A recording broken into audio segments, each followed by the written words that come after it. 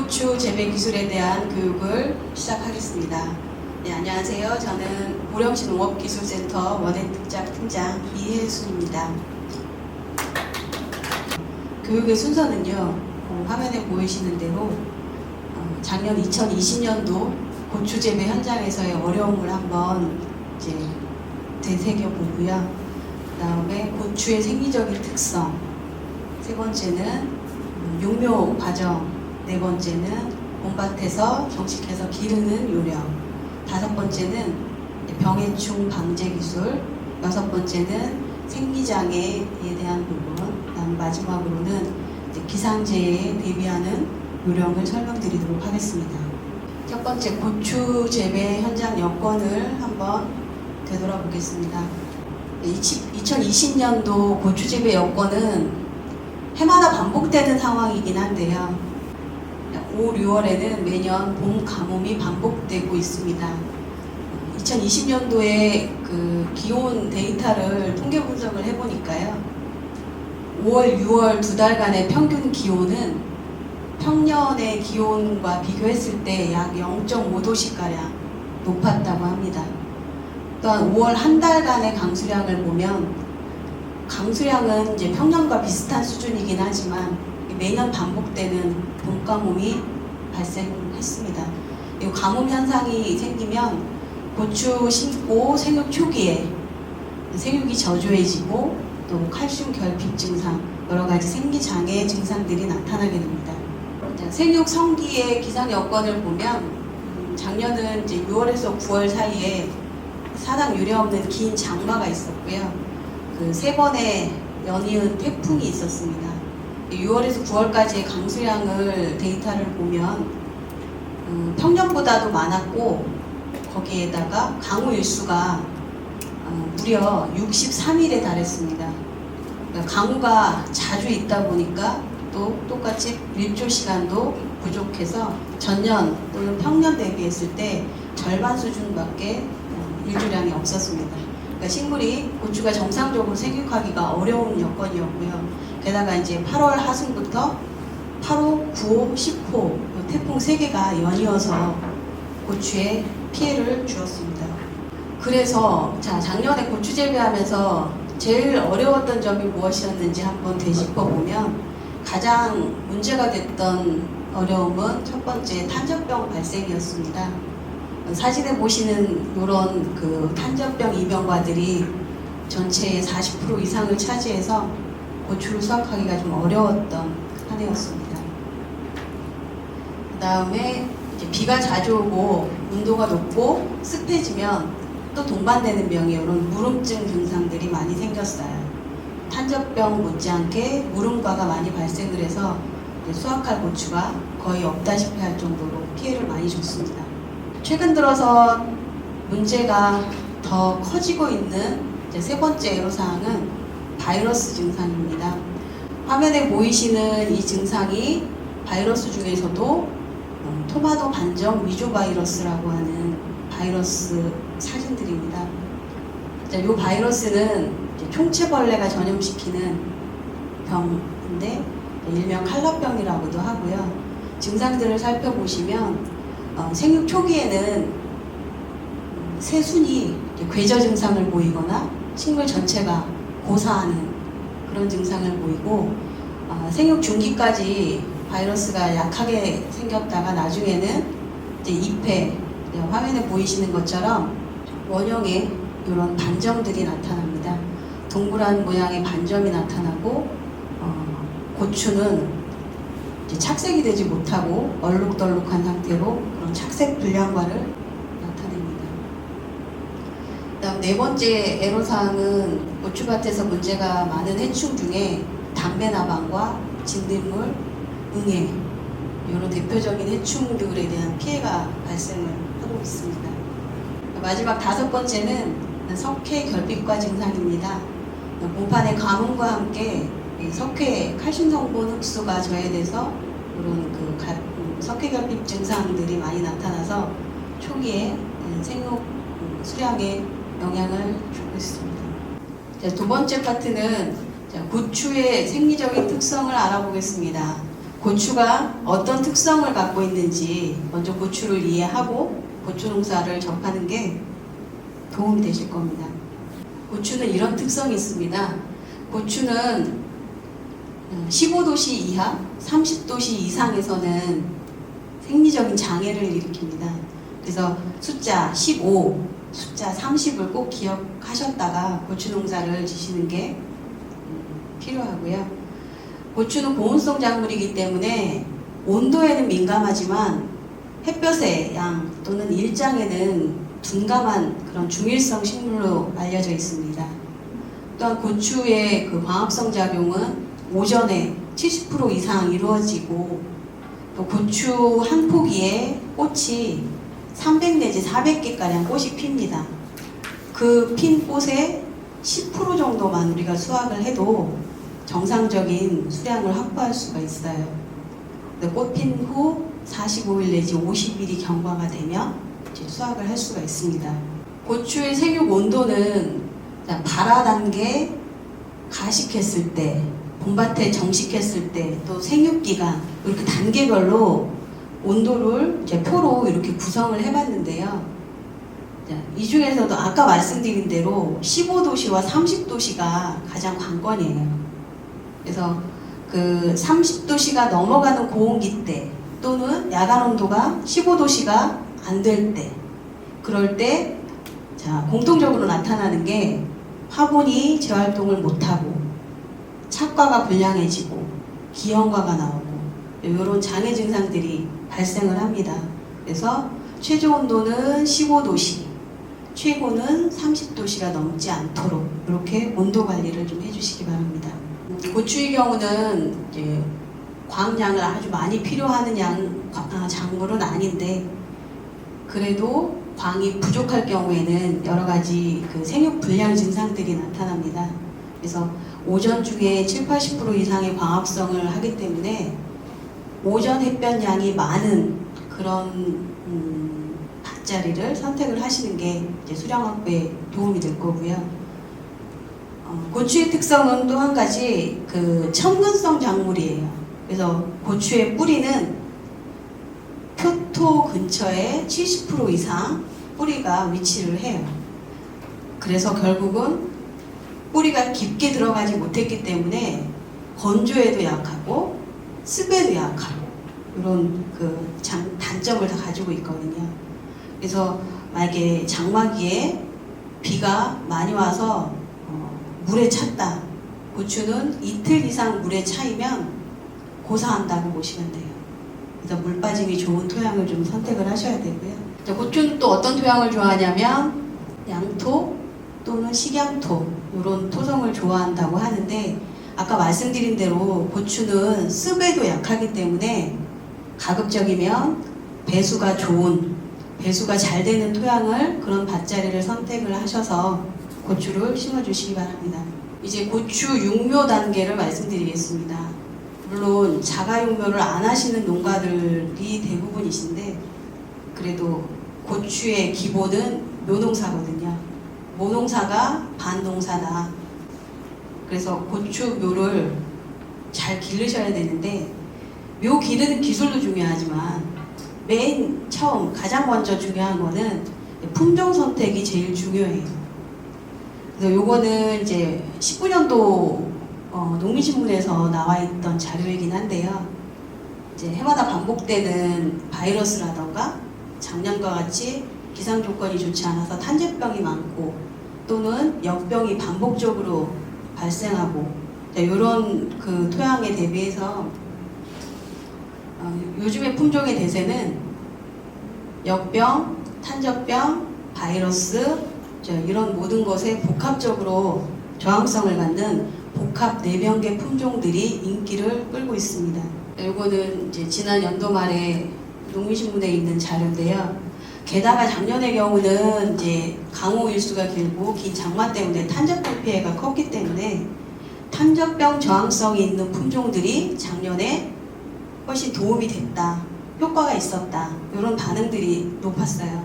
그래서 그 올해에는 그 영향에 힘입어서 탄저병 저항성 품종들이 유난히 인기를 끌 것으로 내다보고 있습니다. 고추를 육묘할 때 기본적으로 알고 접근을 하셔야 될 내용들입니다. 고추는 육묘 기간이 굉장히 길어요.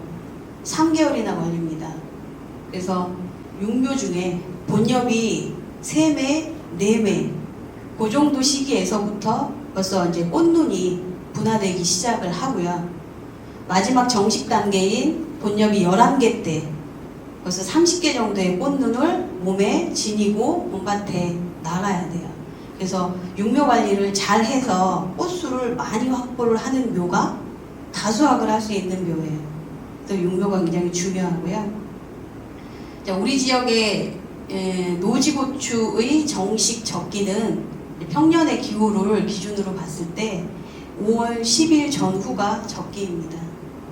육묘 단계는 파종 단계, 가식 단계, 마지막에 순화 단계 이렇게 3단계로 크게 나눠 봤을 때 파종 단계에서 유의하셔야 되는 거는 이제 발화의 균일도를 높이기 위해서 종자를 따뜻한 물에 담갔다가 싹을 틔워서 그 다음에 싹을 틔우는 거를 최화라고 하거든요. 최화를 거친 종자를 줄파종하는 방법. 이렇게 하시는 게 균일한 물을 동시에 발화시킬 수 있는 방법이고요. 일단 발화가 되고 나서 본엽이 한두 매 벌어지기 시작을 하면 이제 한 번에 가식을 하셔야 됩니다. 그때 플러그 트레이판에 묘를 이제 가식을 해주고 초기에 이제 뿌리 활착을 돕기 위해서 초기에는 온도를 약간 높게 그렇게 관리를 해주셔야 되는데 자, 이런 온도 관리를 위해서 꼭 필요한 게 전열온상. 전열온상을 설치를 해서 지열을 확보를 해주셔야 자, 파종, 가식 이런 그 단계적인 온도 관리가 가능해집니다. 일단 마지막 단계로는 이제 심기 열흘 전쯤에서는 환기, 온도, 물량 이런 거를 조금씩 줄여요. 그래서 외부 조건과 비슷한 조건으로 서서히 그 내성을 증가시켜주는 그런 순화 작업이 필요합니다. 그래서 순화를 잘 마친 묘를 노지에 정식을 했을 때 활착률이 높아지는 겁니다. 자, 육묘상 관리할 때 물, 광, 온도, 영양을 어떻게 관리를 할 것이냐 간단하게 정리를 한 건데요. 자, 물 관리를 하실 때는 자, 물은 찔끔찔끔 자주 주는 게 아니에요. 물은 한 번 줄 때 충분히 아래 바닥까지 물이 충분히 빠져나갈 수 있도록 이렇게 한 번에 많은 양을 주시는데 물의 온도도 중요해요. 물론 시간대도 오후에 주지 말고 오전에 주셔야 되는 거고 물의 온도도 찬물을 바로 어린 묘들한테 주면 찬물 스트레스를 받을 수 있으니까 어느 정도 온도를 좀 올렸다가 미리 받아둬도 좋아요. 온실 안에 하우스 안에 물을 좀 미리 받아두면 온도가 좀 올라가거든요. 그래서 20도씨가량 미지근한 물 온도가 됐을 때 오전 10시, 11시 요 사이에 물을 주시는 게 좋습니다. 그렇게 하고 오후를 지나면 저녁 때 됐을 때 그 육묘상의 표면이 뽀얗게 마른 듯하게 그때 저녁을 지내야지 과습이 안 나요. 물 관리는 오전에 하시라는 말씀이고요. 광은 뭐 지나치게 많이 요구하진 않지만 광이 부족할수록 뭐 꽃수가 감소하고 꽃의 소질이 약화된다고 하니까 광량을 충분히 너무 피복을 많이 하고 열어주지 않아서 광량이 부족한 상태가 되지 않도록 낮에는 좀 열어주고 이렇게 광을 좀 충분히 쬐 수 있게끔 햇볕을 쬐 수 있게 그렇게 관리를 해주셔야 하고요. 자, 온도도 아까 말씀드린 자 15도씨도 여기에 적용이 돼야 돼요. 지온은 여기에서 18에서 20도씨가 저온이라고 되어 있지만 적어도 15도씨 이상은 관리를 해주셔야 돼요. 낮의 온도도 30도씨 이상 넘어가면 이제 고온해를 입을 수 있어요. 특히 이제 묘 단계에서는 얘들이 어린 조직이기 때문에 온도가 굉장히 예민하게 작용을 하거든요. 그래서 환기 작업 이제 신경을 써서 철저히 해주셔야 되고요.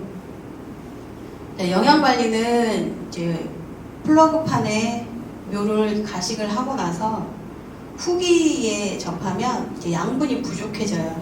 그 시기가 되면 그 시기 이제 중기 이후에 비료가 부족해질 때는 요소 비료나 또는 사정 복합 비료를 농도를 맞춰서 이렇게 위에다가 연면 시비를 좀 해주시면 양분이 보충됩니다. 아까 지열 확보, 온도 관리가, 고추는 온도 관리가 관건이라고 말씀드렸는데 육묘에서도 온도는 지열 확보가 첫 번째예요. 지상부 공기 온도는 두 번째예요. 지하부 토양 온도로 관리를 해주셔야 되는데 반드시 전열 온상을 좀 설치를 하시고 발화 관리, 가식 관리, 가식 이후에 냉상으로 관리하시는 분들도 많아요. 이 면적이 넓어지면 관리하기가 어려워지니까 그냥 일반 가식을 하면서 냉상으로 돌리시는데 그때 냉해 피해가 많이 나와요. 냉해가 나오면 이제 동반되는 여러 가지 이제 피해들이 있거든요. 또 꼭 전열 온상을 하셔야 되는데 이제 요게 이제 전체적으로 묘가 노란빛을 띠고 활기가 없죠. 그죠? 이렇게 되는 이유 중에 온도가 얕고 습이 많고 온도가 낮으니까 습이 안 말라요. 과습이 돼버려요. 그럴 때 뿌리가 죽지는 않았는데 재활동을 못하는 거예요. 양분 흡수를 못해서 이렇게 노란빛을 영양실조 걸린 애들처럼 이렇게 빛을 띠는 경우가 있거든요. 그래서 반드시 지면에 전열 온상 설치를 꼭 하셔야 되고요. 아까 그 후기에 가서 양분이 부족할 때 요소나 사종복비를 연면 시비를 좀 해주시라고 말씀을 드렸더니 또 욕심껏 아주 고농도로 비료를 듬뿍듬뿍 넣어서 주시는 어르신들 계시거든요. 이제 너무 어린애들이다라는 걸 꼭 염두에 두셔야 되는데 욕심이 먼저라서 욕심보단 어린애들이다. 그래서 정량만. 자, 요소를 준다고 하면 20L 한 말에 40g만 0.2%거든요. 그 이상을 넘지 않도록 농도에 맞춰서 연면 시비를 해주셔야지. 안 그러면 요런 사고가 생깁니다. 사고가. 아까 이제 저온하고 다습해서 우리가 뿌리가 활동을 못해서 노랗게 되는 묘를 보셨고, 요거는 같은 조건에서도 또 이제 여기에 병균이, 이 잘록병이라고 하는 그 병균이 여기에 가해를 하면 이제 완전히 이제 쓰러져 버리죠. 잘록병이 와버리면 얘들은 이제 걸린 애들은 소용이 없는데 이제 그래도 나머지 묘는 우리가 살려야 되잖아요.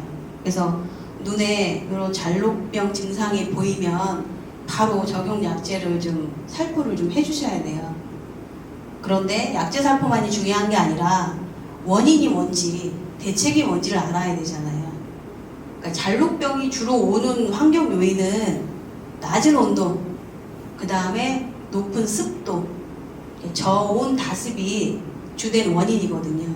그래서 환기를 좀 자주 해서 습을 좀 날려주셔야 되고, 또 찬물 주지 마시고, 아까 어느 정도 따뜻하게 미지근한 물 온도 맞춰서 주라고 말씀드렸는데 찬물을 주지 말아야 돼요. 자, 어떨 때 찬물 주는 효과가 있느냐? 우리가 육묘상에 터널을 만들죠. 그죠? 터널에다 피복을 하죠.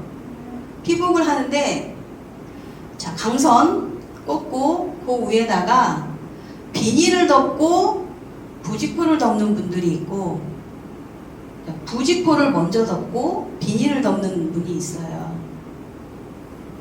비닐을 먼저 덮고 그 위에 부직포를 덮으면 비닐이 수분 조절 능력이 없기 때문에 물방울이 맺혀 있다가 움직이면서 걷어주는 순간에 그 찬 물방울들이 투둑투둑투둑투둑 묘로 다 떨어져요.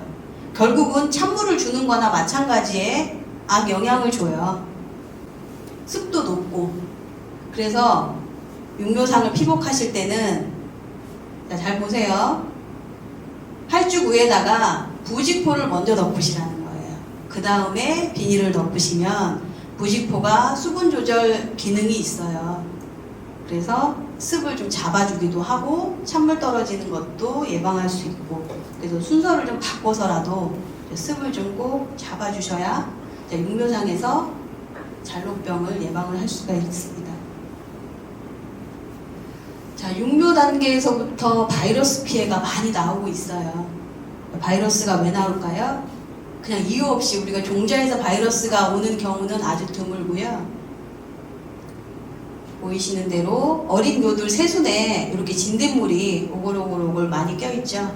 진딧물 또는 총채벌레, 이런 해충들을 방제를 안 하고 육묘상에서 그냥 두면, 진딧물은 오이 모자이크 바이러스, 총채벌레는 토마토 반점 위조 바이러스, 이런 대표적인 피해를 주는 바이러스들을 전염시키는 매개충이 되기 때문에 육묘상에서도 꼭 해충 방제를 하셔야 됩니다. 자, 이제 육묘가 끝났습니다. 이제 봄밭에 내다 심어야 되죠. 자, 정식하기 전에 이 부분을 보시면 정식 4주 전에, 정식 2주 전에, 정식 1주 전에 하셔야 될 단계들을 나눠놨어요. 똑같이 밑거름인데 석회와 퇴비는 정식 4주 전에 주셔야 되고요. 나머지 복합비료와 붕소는 정식 2주 전에 주시면 돼요. 굳이 2주 전과 4주 전 두 번 작업하도록 나눠 놓는 이유는, 석회 성분과 비료 성분이 만나서 가스로 다 용출이 되는 그런 불상사가 생기거든요. 그래서 서로 나눠서 시용을 하셔야 효과적으로 시용이 되는 거고요. 4주 전에는 석회와 퇴비를, 2주 전에는 화학비료하고 붕사를 꼭 넣으셔야 되고, 또 여기에다가 토양살충제, 초기에 어린 묘한테 가해할 수 있는 해충을 대상으로 하는 토양살충제를 좀 같이 뿌려주시고, 일주일 전에 두둑을 만드는 거예요.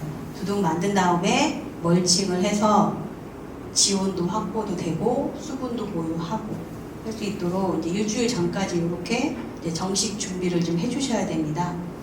비료 양은 얼마큼을 주느냐? 질소, 인산, 가리, 성분으로는 이렇게 되어 있는데요. 우리가 쓰는 비료는 이제 요소 비료를 쓰죠. 질소는 19kg라고 하지만 요소 비료로 줄 때는 비료량을 41kg를 일생 동안 줘야 되는 거예요. 고추의 일생 동안. 그런데 그 중에 60%가량은 밑거름으로, 나머지 40%는 웃거름으로 이렇게 나눠서 주셔야 효율적으로 활용을 할 수가 있어요, 고추가. 그 다음 이제 이랑을 만들 때 이랑 폭을, 요거는 50에서 60cm, 헛골까지 포함을 하면 고랑과 고랑 사이는 1m 내지는 1.2m가 돼요. 그 다음 포기와 포기 간격은 30에서 40cm. 그렇게 계산을 해보면, 우리가 노지에다가 일렬로 고추 재배를 하시면은요, 300평에 3,000주 좌우 전후로 묘가 필요해요. 그러면 밭은 공간이 한정되어 있는데 고추 포기를 좀 더 심고 싶은 욕심이 있어요. 자꾸 고랑은 넓게 하라고 하고 고추 심고 싶은 포기는 욕심이 있고, 그럴 경우에 방법은 고랑을 가급적 넓게, 포기를 최대한 좁게 해서 포기수를 확보하시는 거예요. 그게 차라리 유리하다는 거예요. 고랑도 좁고 포기 간격도 기본 간격으로 하면, 고랑이 좁았을 때의 불리함보단 고랑이 넓히고 주관을 좁게 했을 때 훨씬 더 유리하거든요. 기본적으로 3,000주가량의 묘가 필요하다. 내반 면적이 몇 평인지 가늠을 하고 묘 확보를 좀 해주시고, 요건 이제 터널 재배할 때 그 간격인데 그림으로 참고하시기 바랍니다. 심고 나서 유인 작업을 하셔야 되죠. 고추를 심을 때 제가 다들 잘 심으시니까 이렇게 심으세요 라고 말씀을 안 드렸어요. 고추는 묘판에 심겨져 있던 깊이만큼만 심어야 돼요. 넘어지지 말라고 어른들이 자꾸 깊게 심어요. 그런데 자, 깊게 심게 되면 깊이 묻혀있는 그 부위에서 뿌리를 내기 위해서 고추가 애를 써요. 기존의 뿌리를 빨리 뻗어서 활착을 하는데 애를 써야 되는데 기존의 뿌리는 잠을 자고 줄기에서 새 뿌리를 내느라고 애를 써요. 그래서 활착도 늦고 생육도 훨씬 더디게 돼요. 그러면 생육이 더디면 자, 방아다리 한 단 늦게 나오면 그만큼 수량이 적게 나오는 거예요. 그래서 고추는 심겨져 있는 깊이만큼만 심되 구멍만 살짝 메워주고 자, 어른들이 또 고추를 심고 나서 막 무덤을 만드는 분들도 계세요. 흙을 덮어서. 그것도 깊게 심은 거나 똑같아요. 그렇게 하지 마시고 자, 구멍만 살짝 메워주는 정도만 흙을 덮어주시는데 쓰러지니까 빨리 유인을 해주셔야죠. 지주대를 받고 유인을 좀 넘어지지 않도록 유인을 해주셔야 되는데 유인 방법은 사진을 보시면 이렇게 이제 한 줄로 우리 많이들 하시는 방법이에요. 줄을 띄워서 외줄로 유인하는 방법. 그 다음에 이건 두 줄 재배긴 하지만 한 줄에서도 이렇게 그물망을 띄워서 옆으로 좀 벌어지도록 이렇게 유인하는 방법도 있고요.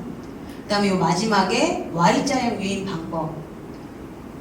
지주를 Y자식으로 벌려서 고추가 같이 벌어질 수 있게 이렇게 유인하는 방법이 있는데 저는 개인적으로 이 Y자 유인 방법이 가장 좋은 방법이라고 저는 생각이 들어요. 제가 농사를 지으면 저도 조금은 지어봤지만 저는 Y자로 농사를 짓고 싶더라고요.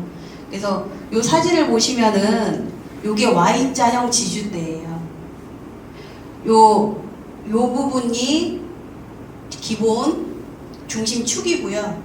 그 위에 이렇게 일자형 말뚝 두 개를 양쪽에다가 꽂는 거예요.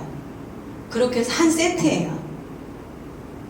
그래서 요거를 해놓으면 자, Y자 지주로 유인을 하게 되면 자, 가지가 벌어지면서 통풍 잘 되죠. 햇볕 잘 들어가죠. 병 덜 걸리죠.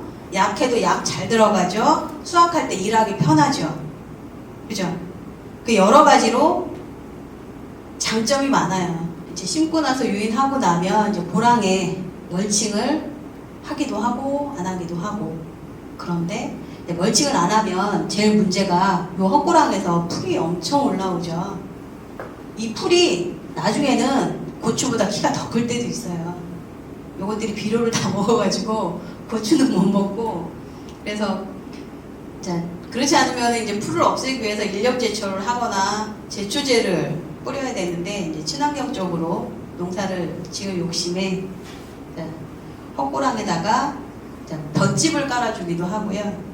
부직포나 차광망 여러 가지 소재 또는 종이박스를 부에다가 까는 분들도 계시고 또 폐현수막 광고사 이런 데에서 얻어가지고 폐현수막을 길게 연결해서 이제 고랑을 좀 피복해 주기도 하고요. 뭐 자재는 본인이 구하기 쉬운 자재로 이렇게 깔아주시면 되는데 자, 꼭 고랑을 좀 피복을 해주십사 부탁을 드리는 거예요. 고랑을 피복을 했을 때 멀칭을 했을 때 어떤 효과가 있느냐 뭐 기본적으로 잡초가 안 생기죠. 잡초가 안 생기는 효과가 있어서 뭐 친환경적 재배도 가능하다라는 거고 그 다음에 이걸 덮지 않으면 이제 여기 흙이 비가 내리면 빗물을 타고 흙물이 튀어오르죠. 근데 그 흙물이 깨끗한 청정 흙물이 아니에요. 겨우내 땅에서 월동을 했던 병균들이 같이 있어요. 걔네들이 병균과 같이 밑에 하단부에 고추로 다 튀어올라요. 그래서 훨씬 병에 더 노출이 되는 거예요. 그래서 흙물을 튀어오르는 거는 좋은 게 아니거든요. 피복을 좀 해주셔야 되고 또 이제 피복을 했을 때 우리가 뭐 봄가뭄, 여름에도 뭐 작년에는 유례없이 장마가 길었지만 여름에도 가뭄이 심하거든요. 그럴 때 이걸 덮어주면 아무래도 가뭄을 덜 타죠. 마르는 걸 좀 막아주고 그 다음에 또 지나친 고온일 때 온도가 올라가는 것도 막아줘요. 지온 상승을 좀 억제를 해주기 때문에 번거롭지만 이제 고랑을 좀 꼭 피복을 해주셔야 되는데, 자, 부직포를 깔으셨을 때 좀 불편한 점이 있더라고요. 저희가 이제 이따 설명을 드리겠지만 고추를 추비를 할 때 세 번째, 네 번째는 이제 헛고랑에 뿌리시라고 하는데, 이제 이런 경우는 헛고랑에 뿌려도 잘 안 들어가요. 이렇게 깔으셨을 때는 좀 걷고 뿌리고 다시 덮어주고 이런 좀 번거로운 작업을 하셔야 되더라고요. 차광망도 좋은 것 같아요. 차광망은 이제 비료 알갱이도 안으로 들어가고 비가 내렸을 때 수분도 잘 통과하고 하니까 차광망도 좋은 소재인 것 같더라고요. 이런 비닐 피복은 별로 권하고 싶지 않습니다. 그래서 심고 나서 이제 한참 지나고 나면 이제 방아다리 아래로 곁가지가 무수히 올라옵니다. 품종마다 틀려요. 곁가지가 유난히 많은 품종이 더 있어요. 그래서 보통은 3번 정도 이제 겨순을 따야 되는데, 요거를 이제 농가분들마다 따는 게 옳은지 안 따는 게 옳은지를 가끔은 논쟁을 좀 하세요. 우리한테 물어보시기도 하는데, 저희는 연구 성과로 답을 드릴 때 겹가지는 제거를 하시는 게 가장 좋습니다라고 설명을 드려요. 그것도 3번 이상.